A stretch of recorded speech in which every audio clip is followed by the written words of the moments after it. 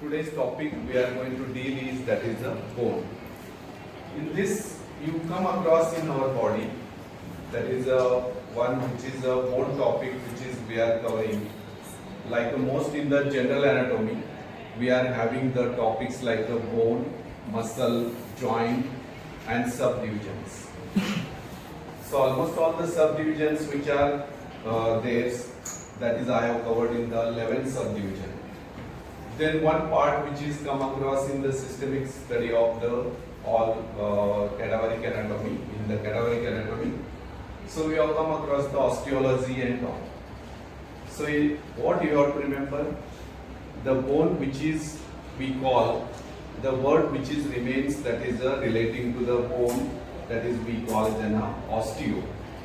So any word which is there that is relates to the bone is osteology, osteo, osteoblast, osteoclast, osteocytes. So this means you have to remember about the, that is you have to mention or you have to perfectly, any osteo word remains, that is the, you have to mention about the bone. So many tissues in our body. So this one bone definition is, it is a specialized connective tissue. It is a specialized connective tissue. How you define the blood? Blood is a fluid connective tissue. So you are going to get the almost all the fluid connective tissue. We are going to get blood. Then we are going to have the specialized connective tissue, which is you are going to get, that is a bone. So bone is a specialized connective tissue. It is a 1/3 of the connective tissue. Then we are going to have the 2/3 will be the, that is a consisting of the calcium salts. We are going to get the calcium salts, and they almost all the calcium salts relate to the inorganic calcium salts like the calcium carbonate and calcium phosphates. So almost all these salts which is making the tissue hard and rigid structure, that is we are going to call as a bone. So bone is a specialized connective tissue, and in that you have to mention the, it is a 1/3 connective tissue. 2/3 will be the, we are going to get the calcium salts, and mainly we are going to get the calcium phosphate and calcium carbonate. And other traces of the other elements, like we have the salts, other salts also present.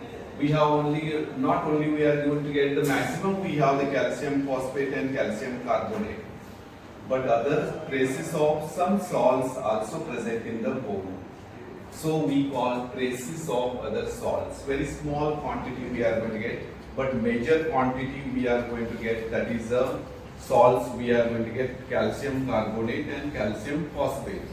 Means calcium and phosphate. These are the most important you are going to get the, that is salts, calcium salts which are present, that is in the bone. So this is the definition of the bone. How you are going to define the bone? Bone is a specialized connective tissue which is 1/3. 2/3 will be the calcium salts, that is the includes inorganic calcium salts, that is the calcium carbonate and calcium phosphates. And other traces of elements, salts we are going to get, like other phosphates and calcium traces elements, and those all, these all combination of this connective tissue and calcium salts, that will give the hard rigid structure, and that is a strong, which is we call as a connective tissue, that is a bone. Then we classify the almost all the bones. It is a common question which is asked in the short notes. Classify the bone with the examples. So what you have to remember in the classification of the bone, you are going to classify the bone under 4 broad classification. You are going to get the 4 broad classification, which is you are going to get, that is we can see the according to the shape of the bone.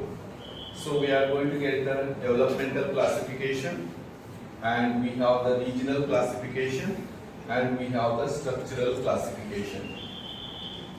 Whatever you are going to get according to the classification, you are going to get the developmental, how the bone develops. That process we are going to call as a ossification. Ossification is a separate topic we are going to deal. That is the process of formation of bone. So that is we are going to call as in a development of the bone. We are going to have the separate section in the bone topic. So broadly we classify the bones under the special 4 categories. That is according to the same. Then we have developmental classification and regional classification structure. So name itself gives you the idea of the classification. So first one I have told this is according to the shape. When you take the bone, any bone, it is a small or a long or the miniature bone, it is a irregular shape or whatever, according to the shape you are going to classify. Means we are going to get under this, we have the long bone, small bone, irregular bone, we also have the sesamoid bone, limitic bone, and we are going to get almost all these are included in the that is according to the shape. Very important and easy, which is you can remember how the bone looks. On that we are going to classify. So that is the one which is you have to remember about that is the classification of the bone. Next you have to remember about the developmental classification, and you see the almost all the bone, they are situated in different parts of the body, and in the different parts of the body which are situated, and they are included along the long bone, short bone we are going to get in the carpal bones, then we have the flat bone, then we have the irregular bone. Then other 2 categories which are we are going to get limitic and we are going to get the sesamoid. So in this with the example we are going to deal. So next slide you can see the long bone are long, length is more than the width. Easy, whatever the length is more, then it is appearing lengthwise more length. So those we include as a long bone. And examples almost all you get like humerus, radius ulna, femur, tibia, fibula. So all you are going to get. Then second type which is comes bone is short bone. So in this you are going to get the roughly cube-like, very small. They are present in the hand. So we are going to call it the carpal bone and tarsal bone. So you have to remember example of small bone are carpal and tarsal bones. Then next comes about the flat bone. Appears very thin. They are not like the rod like the long bone thicker. But here we have the flat one, which is we have like the sternum, ribs, scapula, almost all and skull bones which are there, they are included in the flat bone. Okay. Next, irregular bone, there is no definite shape. Either they are fitting in the long, small, or we are going to get in the flat. So then we categorize that is the definite shape is not present. Then we are going to call it an irregular type of bone. And these are we are going to get as yesterday batch we have covered. Hip bone is an example, vertebrae is there. You are going to get all these we are going to call as an irregular. Sesamoid bone, shortly I will tell the definition of the sesamoid bone just to remember because it is asked short notes, and separately you have to deal about the sesamoid bone. So sesamoid bone, they develop in the tendons. Muscle is having the belly part and tendon part. Muscle is having the belly and tendon. So whatever the bone develops, almost all bone gives the attachment to the muscle. But these bones are developed in the tendons of the muscle. Then we are going to call as another that is we call that is a sesamoid bone. This Arabic word small nodules which are there develops in the tendons or the capsule of the joint. Anywhere they are developed very small nodule like, and those bones we call as a sesamoid bone. And the largest sesamoid bone example we are going to have the patella. So you have to remember about the patella. That is the largest. Limitic bone. See, limitic bones are those which are bones having the air-filled spaces inside. Knee means air. Knee word itself, you have to remember this word, which is a word that is a you can remember. Knee means that is the air. there are air-filled spaces in bones. Bone is not only solid and it is consisting the bone marrow. There are bones in our body having the air-filled spaces lined by the epithelium, and these air-filled spaces are present in the bones, and such bones we are going to call as a nematic type of bone. So you are going to get the nematic variety. That is, we have 4 bones around the skull region, in the nose, around the nose region. We are going to get the maxilla. This region bone, which is we are going to call as a maxilla, and this is a frontal bone. So we are going to get frontal, ethmoidal bone, both the side. Ethmoid. Sphenoid is inside the skull, middle cranial fossa. That is we are going to get as a, that is we have the sphenoid. So what are the nematic bone? Nematic bones are defined as, these are the well defined, which is lined by the epithelium, and they are containing the air-filled spaces. So examples, we have maxillary bone, frontal bone, ethmoidal bone, and sphenoidal. So all these which are included in this.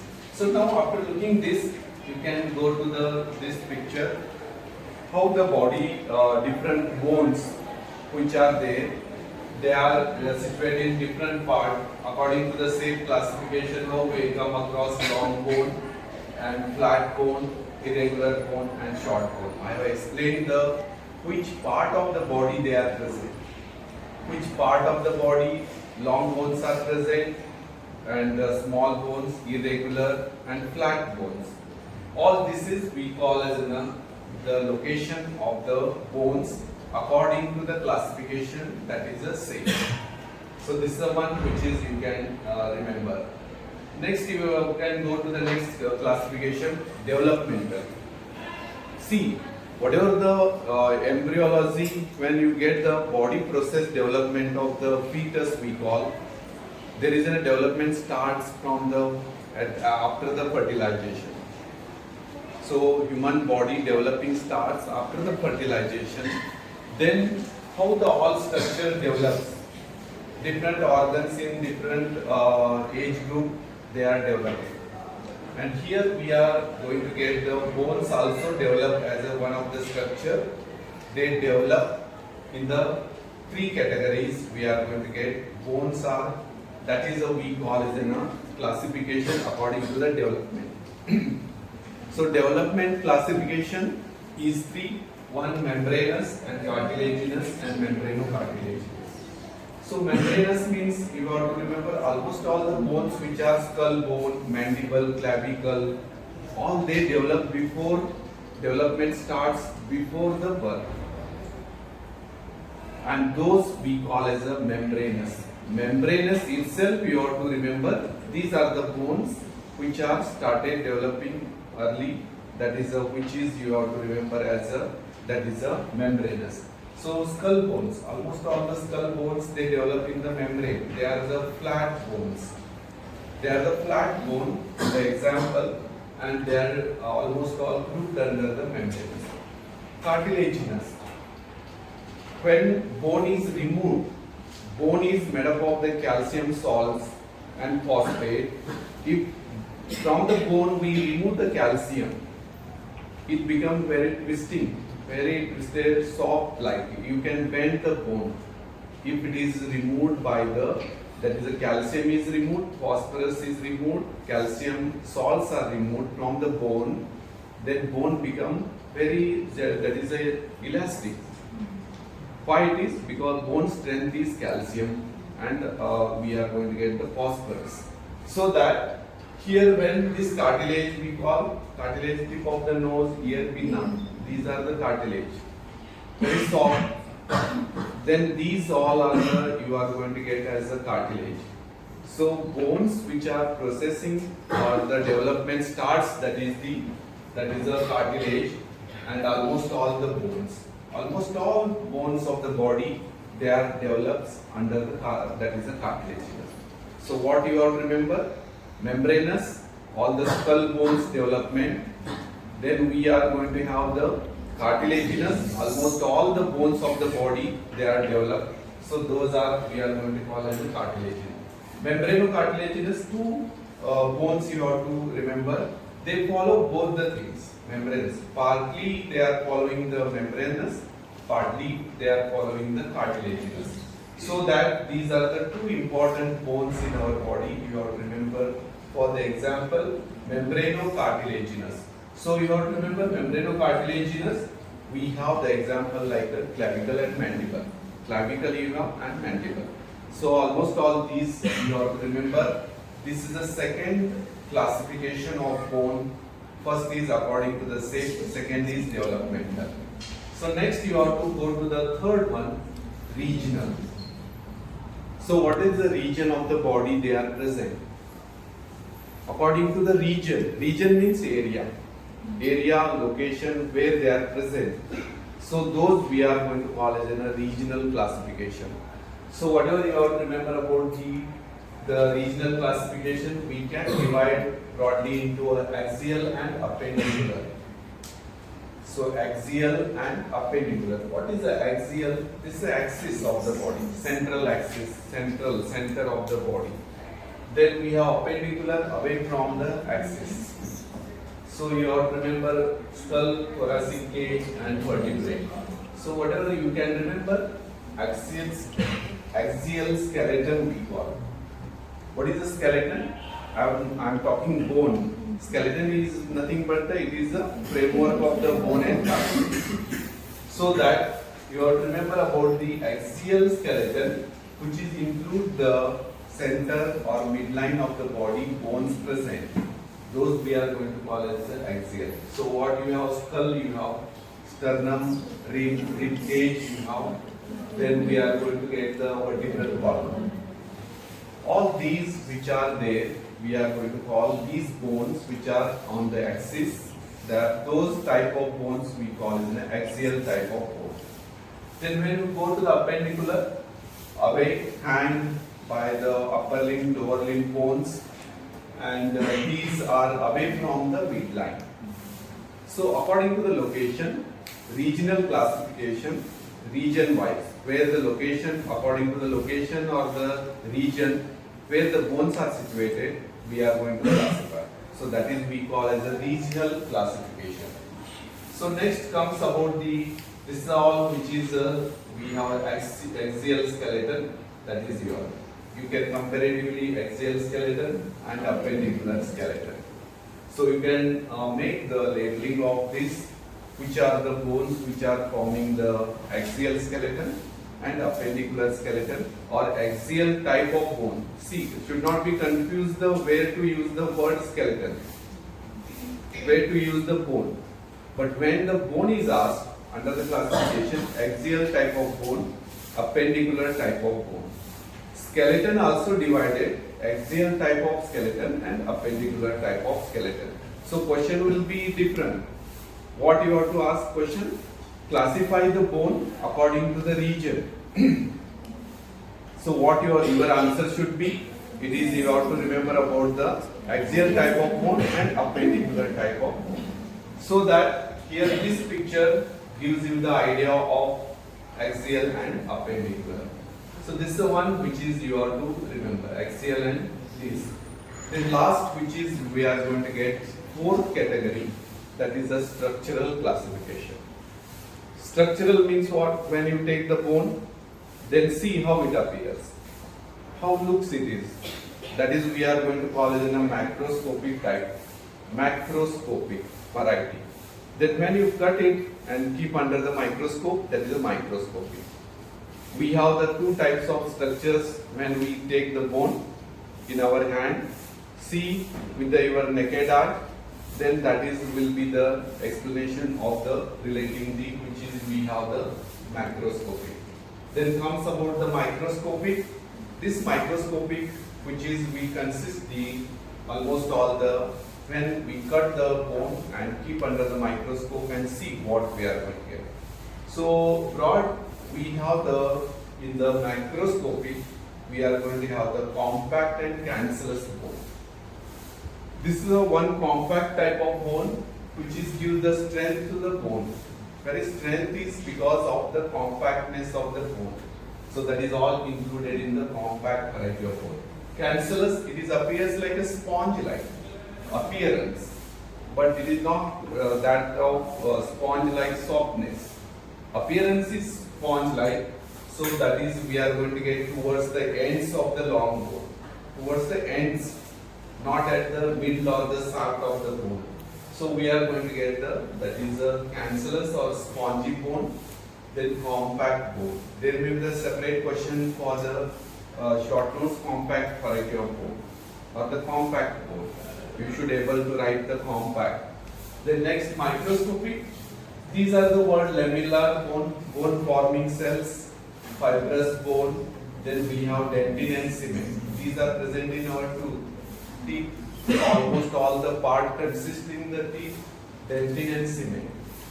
So this dentin is the strongest part of the hardest substance of the body. Hardest substance of the body is we have the dentin. So you have to remember these are present in the bone is not the hardest substance. So that you have to remember about the cement and dentin. They are the comes in the teeth. Tooth we get the almost all this. So these are all four broad classification. First I have told according to the stage, developmental, then original, then okay. This is all with the example you have to remember. Then what are the functions of bone? Yes, anyone? Functions of bone? There? Anyone? Yes? It provides support to the body. Okay. It gives the anchorage for the body. Sit down. Anyone? Behind? Backside? Bola. To the shape of body. Shape to the body. Next. Boys? Anyone this side?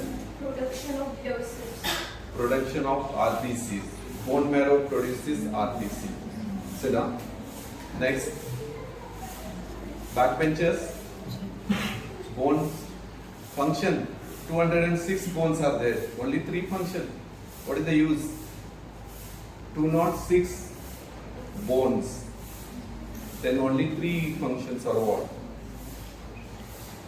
Maintain calcium balance in the body. It stores calcium in our, that is maximum 97% of the calcium is stored in bone. Correct. Helps for movement of the body. Helps for the movement. Okay. Next, anyone? Protection of some organs. Protection of some organ or vital organ. Vital organ. What is the meaning of vital? Then what is unimportant in our body? Important you are told. Then what is the unimportant in our body? No? So just to remember about the almost all the functions of the bone. One function, it provides the all the which is you get the almost all the surface area for the attachment of the muscle. Concentrate. All these bones which are there in our body, they provide surface area for the attachment of the muscle. Then they give the definite shape to the body. All is shape because of the definite shape is because of the skeleton and bone. Then third one is if the bones come together, they will form the joint. And bones are or skeleton is helps for the locomotion, for the movement of the body. Then 97% of calcium is stored in the bone. Then lastly you have to remember bone marrow is inside the bone, that is a medullary cavity we have. Inside that there is another consisting the bone marrow, and that is the production of the RBC. So these are the very important functions of the bone. You can remember the functions of the skeleton also you can make it. So this is all about the bone.